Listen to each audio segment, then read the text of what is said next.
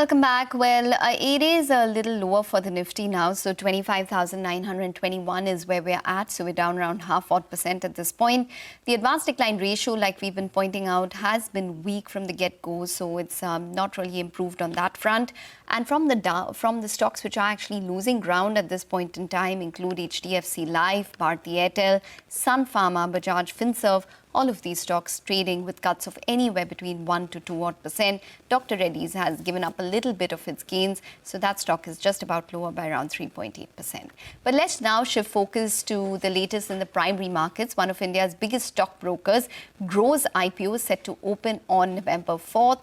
Our colleague Reema spoke to the management on their growth plans and use of IPO proceeds. Listen in. The big elephant in the room when it comes to your IPO is the potential of F&O curbs.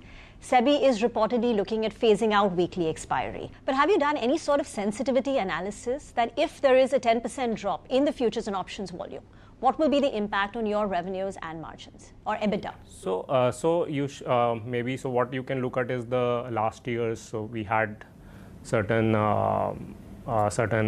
regulations, and I think all the numbers are public, so maybe that can give you some idea, how resilient the company is. And we have been quite resilient over the last many quarters. So, yeah. There's some estimates which say the impact could be as high as 20-25%. Is that an overestimation? Oh, I can't comment on that. Okay. You spoke about the numbers, but the Q1 numbers reflect the impact of the regulations which came in effective October. Your overall operating revenue was down 18%, broking revenue was down about 17-18%, and even the number of active transacting users saw a drop in the June quarter. We are not just a broking company. We are building like India's largest wealth platform, and we have multiple businesses. Broking is of course the largest and the kind of the leader there, but that's how we look at it. Right, multiple products. So we are like building direct to customer multiple product company where customer has an option to kind of invest in any product that they want. Right. Is there some sort of a slowdown at a broader industry level? The pace of demat account openings has come down.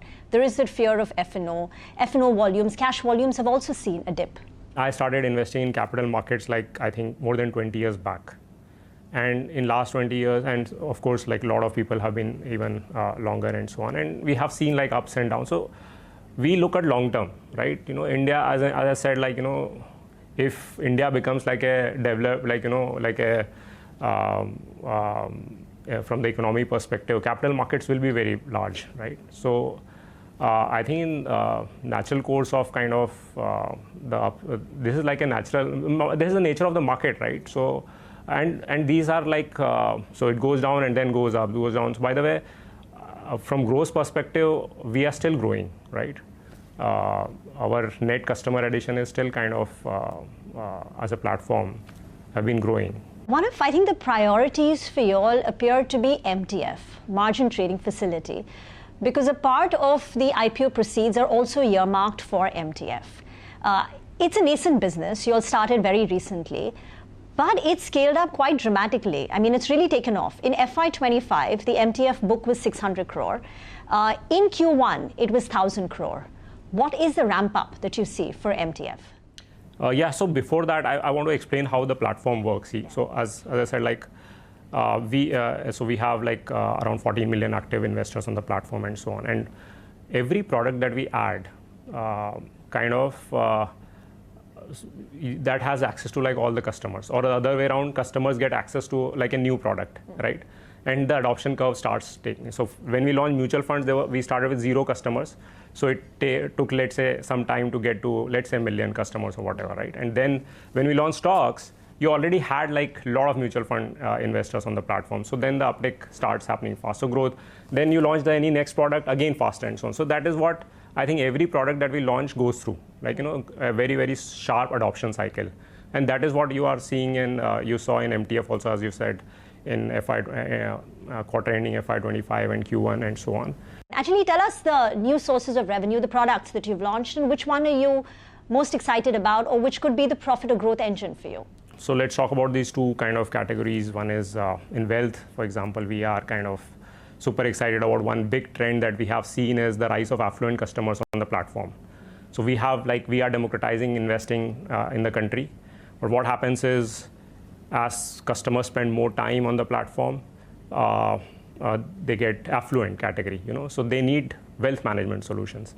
This growth of this affluent category is more than double the growth of the overall platform growth. And the reason is because it has two top of the funnel. One is our existing customers are graduating into the affluent, and second is because we became like a leader like 2.5 years back.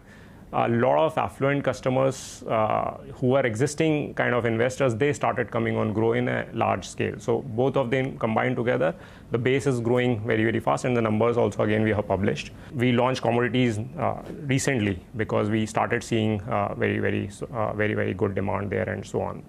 So MTF adoption will continue happening. There is commodities we are launching. And then what we are also seeing is that rise of power traders on the platform. There is a certain category, they get into like professional kind of trading. So we have built a lot of tools for them as well. All this seems like it will be margin accretive for you because you already have the existing customer and now you're selling more and more services to him based on what his requirements are. So the cost of acquisition is going to be nil for this kind of cross-selling. I mean, what's the overall view on margins? You did about 56% adjusted margins in Q1, 59% in FY 25. Is that sustainable, or can margins improve from here on? Yeah, so see, the way things work is like we have primarily three costs in the company. One is like cost to grow, as you said, like marketing costs. And the marketing cost comes on only the new customers that come, right? And they are also, by the way, more than 80% of our customers are organic customers where we don't have to spend money, right? So that is cost to grow. Then we have cost to operate, which is like, okay, to run the business, you need, we have people, right? And that's the biggest strength that we have. So there, good thing about tech companies is, right, you don't have to scale as your revenue, as your ARPU, as your number of customers grow. You don't have to kind of scale the team size and so on. So the tech does the work. You don't have Salesforce, you don't have branches and everything, right? So that is the cost to operate. And third is cost to serve, which is like your variable cost, your tech cost, server cost, and so on. And they also kind of don't grow as linearly to revenue, right? So all three costs kind of are not kind of linear to revenue. So if your revenue grows, then kind of some of it falls down to so do margins expand or stay where they are? What I explained you, margins have been expanding over last many years. And these operating leverages will continue kind of happening. You did profits of about 1,800 crore rupees last year. You've been profitable now for the last 3 years, is that correct? Yeah, last 3 years, except for this operating profits, yes. But because of that restructuring, we had this outgo. So yeah, FY 24 was reported was negative, yeah. Okay, but if you strip out that one-off tax expense, you would have been profitable from FY 23, 24 and FY 20. So 1,800 crore approximately last year. Can that number scale up to say 2,500, 2,700, 3,000 crore 2 years down the line with the kind of products that you have? I mean, are we in the right ballpark? So I would not comment on the future projections and so on. How did you arrive at the valuation of 61,000 crore rupees? There is intense scrutiny on valuations right now. Valuations today are in mid-30s, trailing, slightly higher than if I look at a peer like Angel. What was the thought process behind valuations? And over here, the growth projections come into picture, right? You know more about it, but typically when you value a company, there are kind of, bankers, buyers, sellers, and then they come up with all these numbers and so on, right? And of course, like typically you look at multiples of the peer companies. You look at, how fast are you growing? What is your margin? How like leadership of the brand, right? And so on, and all those kind of things. They either give premium or discount, and then come up with something number and so on. And I think we came up with this number. Right, that is the management of Groww. The IPO comes shortly as well. We take a short break, come back on the other side. A quick note for our viewers: if you'd like to access expert-driven insights and actionable chart patterns, you can simply scan the QR code which is up for you on the screen, subscribe to Money Control Pro, and get daily expert calls, actionable charts, and insights to power your investing decisions. Plus, this festive season, there's more reason to celebrate. 10 lucky subscribers each day win 1 gram of gold. So don't wait, scan, subscribe, and make your portfolio shine brighter with Super Pro.